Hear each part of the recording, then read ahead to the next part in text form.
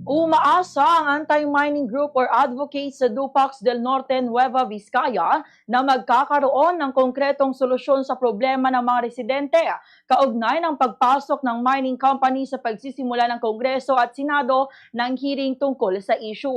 Sa panayam ng Bombo Radyo Kawayan kay Ginoong Florentino Dinos, leader ng grupo, malaki ang may tutulong ng hearing upang mailantad ang umano'y mga paglabag at pang-aabuso ng Mughal Corporation na naglalayong ipilit ang pagmimina sa Barangay Bitnong, Dupax del Norte. Sa pamamagitan ng pagdinig, inaasahan din nilang maipakita ang umano'y pagbaliwala ng Department of Environment and Natural Resources or DENR at Mines and Geosciences Bureau or MGB sa kanilang paninindigan na pigilan ang pagmimina sa lugar.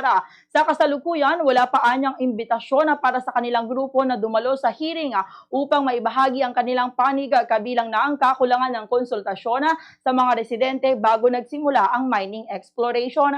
Batay sa impormasyon ng grupo, tila pinanghihinaan na ng loob ang general manager ng kumpanya na ituloy ang kanilang plano, kaya umaasa rin sila na tuluyan ng itigil ang proyekto upang mawala na ang pangamba ng mga residente.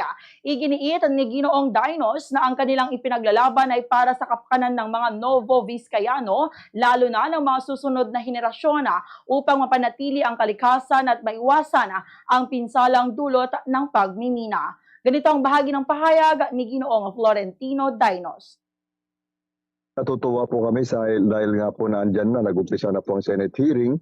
At ito naman po yung inaasahan po namin na mangyayari talaga kasi unang-una gusto po namin talaga na makasama po natin ang Senado at saka Kongreso sa investigasyon na ito para malantad na po at ma-expose na rin po itong mga ginagawa ni Google Corporation.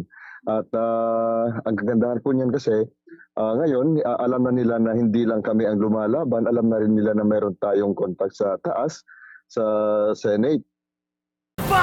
Sa Radyo Bombo!